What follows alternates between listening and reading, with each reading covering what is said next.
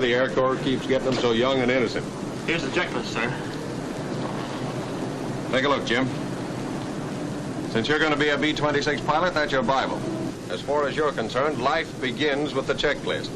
And it may end if you don't use it. The checklist is first in war, first in peace, and the first thing you reach for in a B-26. Let's see. Next is the starting engines check. Yeah, watch me. Throttle 1/8 open. Cowl flaps open. Wing flap control up. Landing gear control down, lock on. Supercharger low, guard over controls. Oil shutters open. Carburetor air cold. Primers off until actually starting engine. Fuel booster off until ready to start engine. Nose gear emergency control normal, up. Main gear emergency control normal, up. Mixture idle cutoff. Propeller controls high RPM, forward. Selectors automatic, safety's on. Feathering normal to the rear. Battery switches both on. Master ignition switch on. That's the emergency bell button there. On the ground, we use that as a signal to the crew member in the rear to start the putt-putt.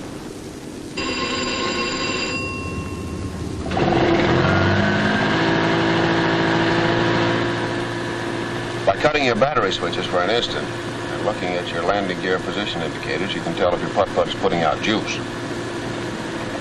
Main inverter switch on. Spare inverter off. Magneto switch on. I'm going to start the left engine first. Clear.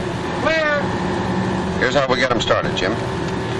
Starter energizing switch on for about 30 seconds. Booster pump on. Primer on for about 5 seconds. Then I press the engaging switch. Now it's your job to shove the mixture control to auto rich the moment the engine fires.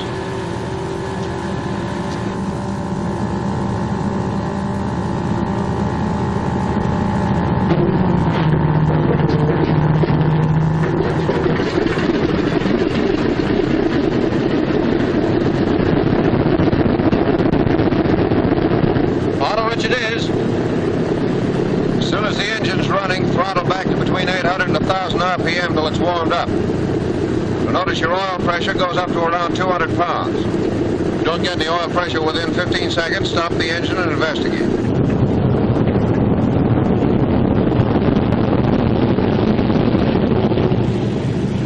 Wonderful. You're learning. Auto Rich Anthony, they call me.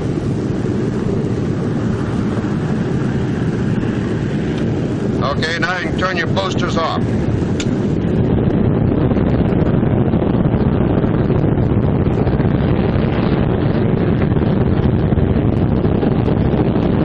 You'll know your motors are warmed up when the oil temperature gauge hits 40 degrees and the oil pressure drops suddenly to normal. The cylinder head temperature gauge will read from 100 to 200 degrees. They're okay now. And you hit your emergency bell button again. That's a signal to the crew member back there to shut off the putt-putt and get out of the airplane.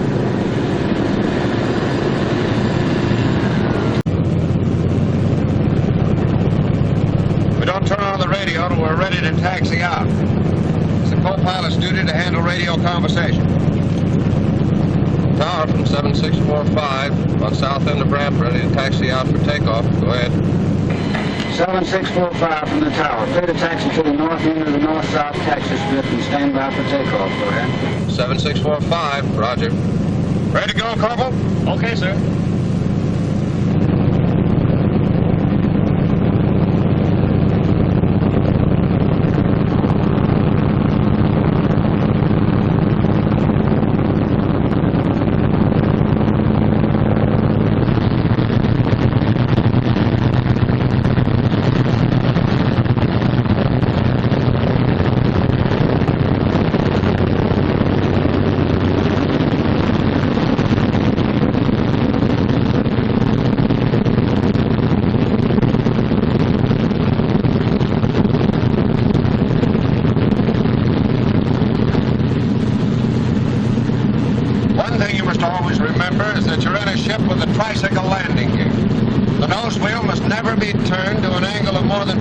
degrees to either side.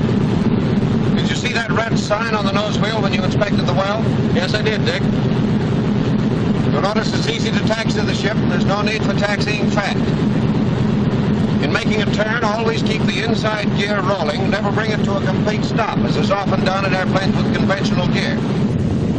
And keep your eyes open on the ground or in the air. It isn't the airplane, it's what you hit with it.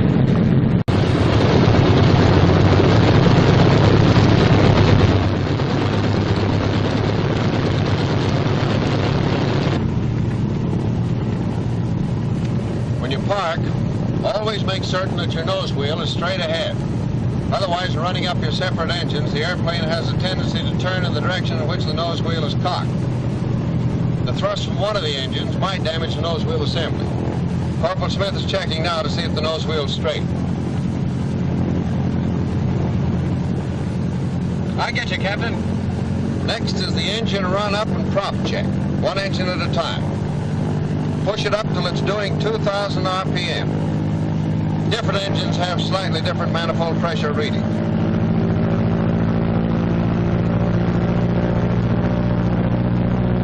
Is that the RPM at which you check the mags? Yeah.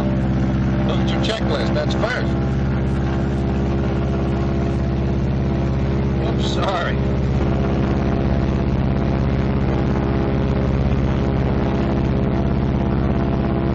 Put your propeller selector switch and decrease RPM, and watch how the RPM falls off on the tachometer. As soon as you see it drop, return the selector switch to increase RPM, and notice how the tachometer shows increase back to 2,000. Do you hear how the sound of the propeller changes? You can hardly miss it. That's right. Put your propeller selector switch in automatic, and test your propeller pitch control handle. Pull it part way back until the RPM decreases 200 revolutions, keeping your eye on the tachometer. Then push it forward, watching the tachometer to see that it returns to 2,000 RPM. The next step is to throttle back to 1,400 and do the same thing with the other engine.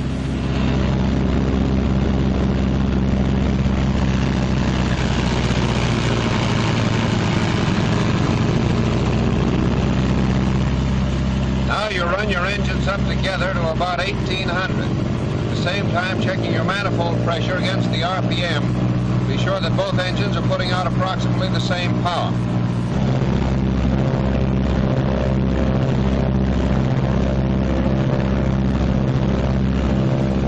Corporal, check the generators. Corporal Smith finds the ammeters are showing more than 10 amps difference, we'll give this airplane back to the crew chief. Generators are okay. Oil temperature is 60 to 80. Oil pressure is 75 to 85. Check. Fuel pressure with booster pumps off, 15 to 17. Check. Turn the boosters on. Yeah. Should be 12 to 17 pounds now. Check. Is the takeoff checklist next? Right. Check instrument panel for placarded operations instructions. Cow flaps, open for all ground operation. Wing flaps, down 1/4 to 1/2 as required. Remove landing gear control lock. Supercharger low. Oil cooler shutters, open except during extremely cold weather. Carburetor air control, cold. Hydraulic pressure, 750 to 950 pounds per square inch. Booster pumps on. Primers off. Nose gear emergency control, normal up. Main gear emergency control, normal up. Mixture control, auto rich. Propeller controls, high RPM, forward. Propeller switches, selector, automatic. Safety on, feathering normal. Batteries on. Are the generator mainline switches on, Corporal? Generator's okay, sir. Don't start takeoff at cylinder temperature above 205 degrees centigrade. Rudder and aileron tabs on 0. Elevator trim tab a few degrees tail heavy. Crew in position for takeoff. All set, Corporal? All set, sir. Now you have definite duties during the takeoff. Watch the tachometer and see that it doesn't exceed 2,600 RPM. Your right hand should be bare and ready to handle the propeller switches. Your left hand is used to raise the landing gear. Here's how you put your hand. By keeping your right hand down on the quadrant, you can keep the throttles from creeping back during takeoff. If your tachometer should show an increase above 2600, say 2880, put your propeller selector switch in fixed pitch position. Then hit your feather switch for about 2 seconds, being sure to return it to normal position. That's the procedure for correcting an overspeeding engine. The other emergency procedure to be prepared for is a decreasing RPM prop. Your props will be in automatic position, which is normal for takeoff. So if one of them shows a decrease RPM, put the selector switch in increase position and bring the RPM back to 2600. Then leave your selector switch in fixed pitch position. Understand? Yeah. Now, under no condition, retract the wheels until you get a definite signal from me. My hand will be on top of the throttles, and this will be it. Roger. Okay, call the tower. Tower from 7645, north end of north-south taxi strip, ready to take off. Go ahead. 7645 from the tower, stand by. Ship landing, go ahead. 7645, Wilco. Watch this ship coming in. Give you a chance to see a normal B-26 landing. Notice his nose drop. He's putting his flaps down now. As soon as they're down, he'll check his hydraulic pressure to be sure he has brakes. He establishes a glide of 140 miles per hour and holds it until he gets almost to the ground. Then he flares and comes on in for a normal landing.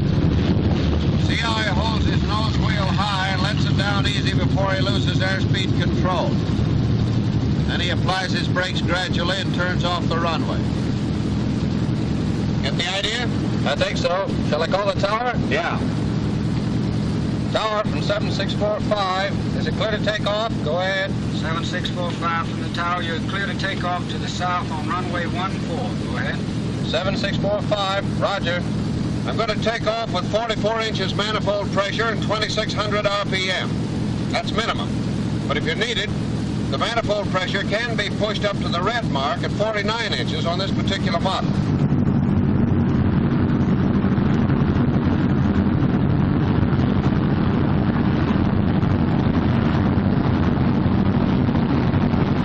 After the roller started, you use very little brakes to keep the ship straight. Lateral control should be maintained by the rudder only after you're a short way down the runway. As soon as you can, get the nose wheel off and hold the ship at a slightly nose-high attitude. When you have enough speed, the ship will take off by itself. You don't have to pull it off the ground. And it's got very little torque. You could pull it off at about 110 miles per hour if you were on a short field. And it'll fly itself off at about 130 miles an hour.